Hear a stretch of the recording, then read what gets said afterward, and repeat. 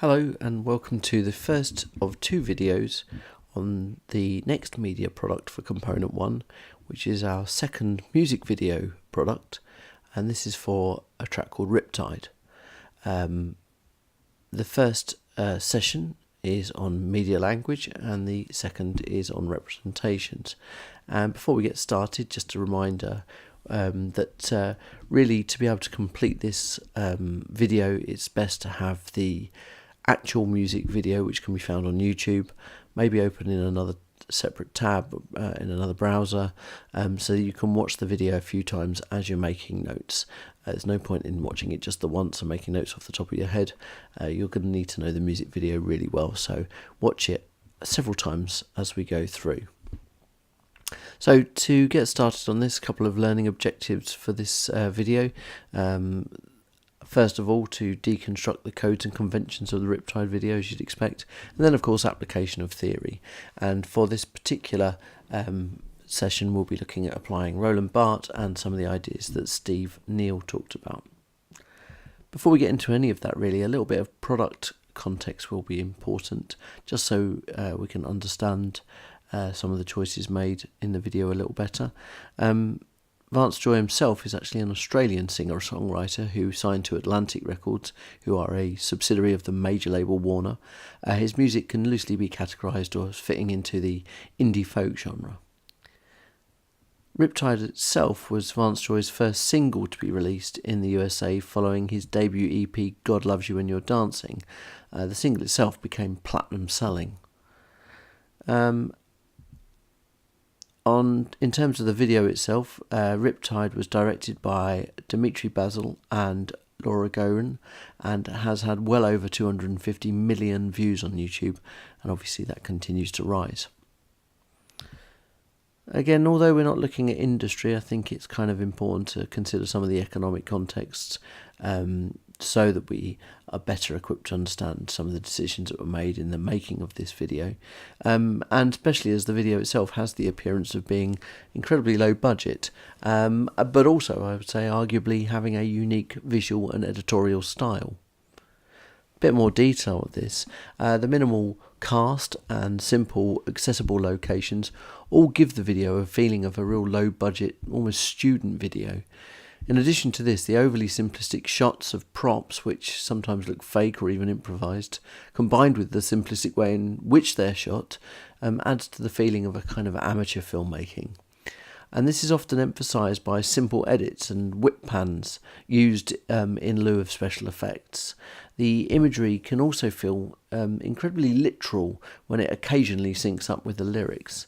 This also adds to the low-budget, improvised feel of the video. It's kind of almost as if the video was made up as the director was going along, although this could be read as an incredibly conscious stylistic decision, giving the video a quirkiness and a sense of raw playfulness. As we're going to explore through this session, there's a lot of intersexuality in the video, and perhaps the style is to demonstrate that this is a video that doesn't take itself too seriously, when other music videos can perhaps be a little on the pretentious side. So really, the crux of this session and this study of media language is to really decide, are all of these choices made within the media language of the video, are they artistic decisions or are they economic ones? We should also consider, of course, because of this, that the music videos act as promotional tools for an artist. That's why music videos came into existence originally. So what they should do is say something about who they are, who the artist is, and how the artist wants to be perceived. And that's actually particularly interesting in the case of Riptide, as Vance Joy doesn't appear anywhere in the music video.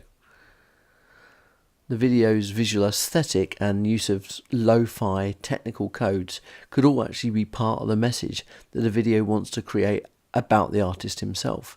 Indeed, in many ways, the amateurish, thrown-together feel of the video certainly reflects the simplicity of the acoustic guitar and almost sort of skiffle-like beat of the music, suggesting that there is value and merit in this simplicity, an innocence perhaps, or even a kind of charming naivety. It may reflect an artist who's not only self-aware, but conscious that music videos can occasionally be over-elaborate, pretentious, and even sometimes detract from the music that they are representing. Of course, there's an irony here, because this approach to video making creates a lot of intrigue. Thus, it demands us to deconstruct it, and therefore probably does take away from the music a little bit.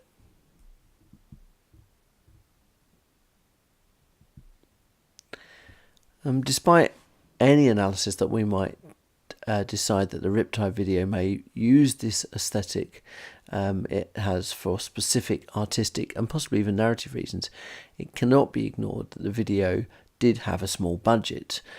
This will be largely because it was one of Vance Joy's earliest singles releases, and that a larger budget probably would not have been made available to him. Later, after Riptide, Vance Joy's videos, such as Georgia, make use of much larger budgets, which do include special effects and elaborate, more coherent narratives. This could be a reflection of the fact that larger budgets are available to the artist for videos as they gain a greater popularity and grow a bigger fan base. So, first couple of tasks for you. Watch the video for Georgia, obviously after you've watched Riptide, and make a comparison. What evidence is there to suggest that the Georgia video had a higher production values? Second of all, are mainstream audiences impressed by larger budget music videos and attracted to an implied quality of the artist or band?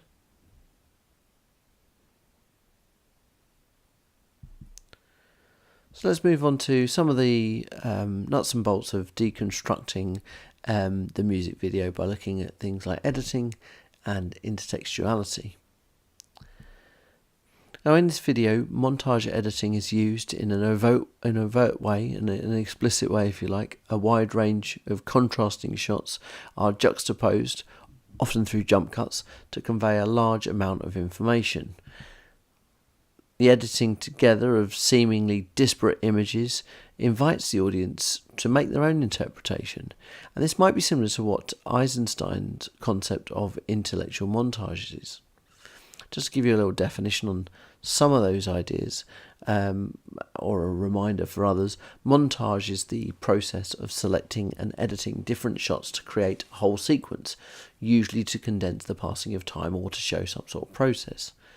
Eisenstein was a Soviet filmmaker back in the early days of cinema, and he was also a theorist whose concept of intellectual montage suggests that new ideas can emerge from a sort of collision, if you like, of images that generate new meanings that might not exist if those images were taken in isolation. So, for example of these things, the sequence where two characters suddenly turn their heads to look at something off of the screen, and the next shot shows a seemingly unrelated pile of dollar bills. What connections are the audience being asked to make through this use of montage? Many of these cuts have a clear link to the lyrics themselves. This might suggest that some of the images are visual metaphors for the words in the song, and possibly this is the significance of these edits. So in the aforementioned example, as we see the couple on screen turn their heads to see the pile of dollars emerge, the lyric is about friends turning green. This is about them being distracted by money, feeling jealousy, or both. So, the next task is to just find some examples where the lyrics and images in Riptide work together to create meaning. Even if the images might seem fairly abstract or ambiguous, look for those connections and listen out to the words that maybe show there is a connection between them.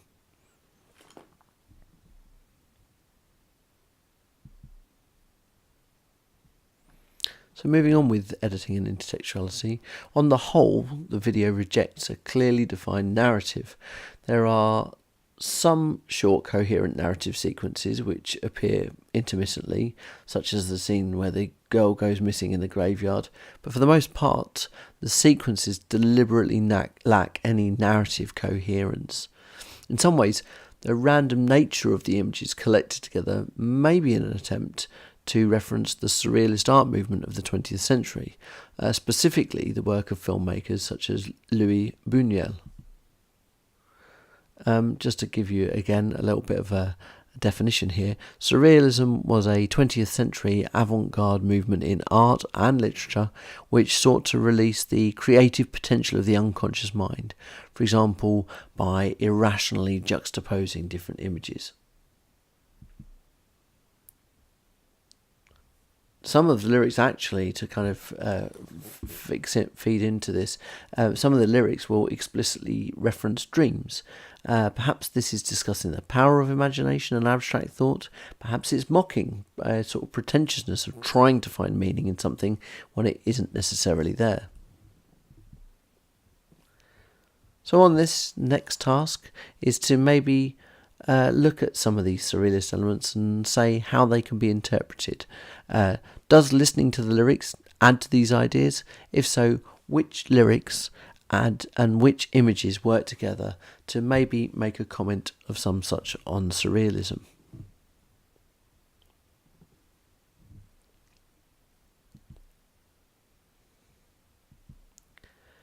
The video makes intertextual references to different media forms and offers a wide range of seemingly disparate elements. In particular, the video seems explicitly to reference feature films themselves. Let's take the opening shots, for example. The use of a sort of cinematic style. Credits appears, like information about the music video is presented at the very bottom of the screen, and this is graphically similar to what we would call a billing block or credit block, which is often seen on film posters or film trailers. Now, this might be suggesting that the music video wants itself to be seen as a short film, or is the video demonstrating a kind of self-awareness that suggests that music videos are perhaps taken too seriously for products which are essentially just an advert for a song? Also, the video frequently references the Western genre and also the thriller genres, but most notably it uses horror genre iconography. For example, females repeatedly dragged off screen by unseen forces and a character going missing in a dark graveyard.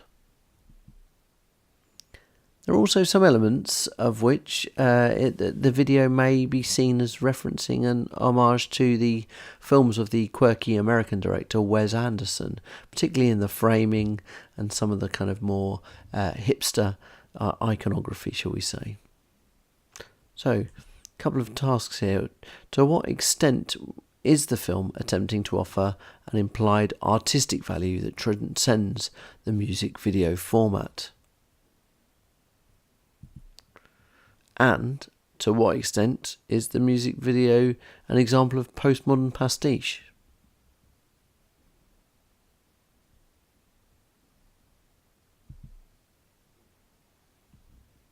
So we'll continue by looking at certain genre codes and conventions that appear in the video. Riptide uses some elements that are conventional of music videos themselves. It's common for music videos to interpret the lyrics of the song on screen. This happens in the first few lines about being scared of dentists and also being scared of the dark. This convention seems to be used throughout the video at certain points. However, it's rare for music videos to be quite so literal and overt in their graphical representations. So we need to ask the question, is this actually a way of subverting the conventions? In other words, is the video trying to draw our attention to its differences? Because many of the images that do match the lyrics either don't make complete sense by themselves or are juxtaposed by other images. So, a few things for you to consider. There are other ways in which Riptide subverts the conventions of regular music videos. What are they? Watch the music video for Vance Joy's Georgia again, And this time, though, make notes on the ways in which the video is more conventional of a standard music video. And once you've done that, have a think about the following question. Has the Riptide video been designed to create a sense of uniqueness or intrigue about the artist as a part of the marketing?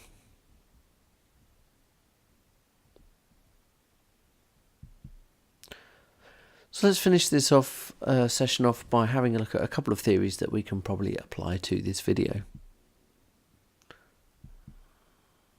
First one, should be no surprise, we apply it to pretty much every media product we look at for media language, and that is the semiotic theory of Roland Barthes. So obviously Roland Barthes talks about the idea that texts communicate their meaning through a process of what he calls signification. The idea that signs can function at the level of denotation, which involves the literal or straightforward meaning of the sign, and the level of connotation, which involves the meanings associated with or suggested by the sign. And we've looked at this a lot with signifier, signified. We must remember that every element of a media product can be considered as a code that can be read and understood by the audience. Initially, that is understood at face value through the code itself, which we call the signifier, but then the associated meanings, the signified. An audience's understanding of codes is dependent on their own personal and cultural experiences, which is why some codes can be considered as being polysemic. So, just a reminder of the part we mentioned earlier with the lyrical reference to friends turning green and the juxtaposed images of the couple looking into the distance, followed by the image of the pile of dollars. We take this literally at first, maybe even attribute some kind of narrative to it, but then its secondary meaning might be to do with jealousy, or even to do with the artists themselves. And then later, Barthes talks about this idea that constructed meanings can come to seem almost self-evident, achieving a kind of status of myth through a process of naturalization, so that connotations become ingrained in how we feel about them. And that's really what mythologies are. Barthes argued that many signs could become naturalized in a sort of shared cultural understanding, whereby the audience's reading of a code is naturalized or just taken for granted. This is particularly interesting reading the ideological reading of a sign. However, it doesn't rule out that any code can be polysemic, which is a term I've used a couple of times now, and simply means that a sign or code or symbol can have multiple or different meanings. So, if we're going to apply Roland Barthes, we need to answer this question, or certainly continue with this activity. So you need to find examples within the music video that could be read in different ways. That what you need to do is suggest various meanings of these images. Remember, they don't always have to relate to the lyrics, they might do, but all you're looking for here is images, ideas within the music video that can be read in multiple ways.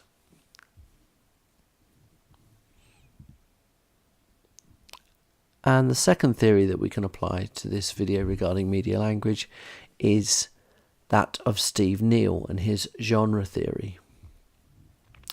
Now, Neal looked at genre and very simply said that genre is maybe dominated by repetition, which is what we would expect from genre, but they're also marked by difference, variation, and change. So Vance Joy as an artist would loosely fit into the genre that might be described as indie folk. And as such, it's not only the music which follows a set of conventions, but also the music videos. Often these videos will be fairly lo-fi, small budgets. They'll often follow the conventions of a performance-led video, with artists addressing the camera, lip-syncing, although some videos may adopt a narrative approach, which is also quite conventional. However, Riptide does seem to challenge these conventions. If we think about artists that work within the same genre, their music videos might seem to be quite different from Riptide. But then again, music videos or genres within music videos, just as genres within film or TV, according to Neil, develop, change, vary over time as they borrow from one another, overlap with one another. We've discussed postmodernism, and this is a sort of maybe a consequence of it.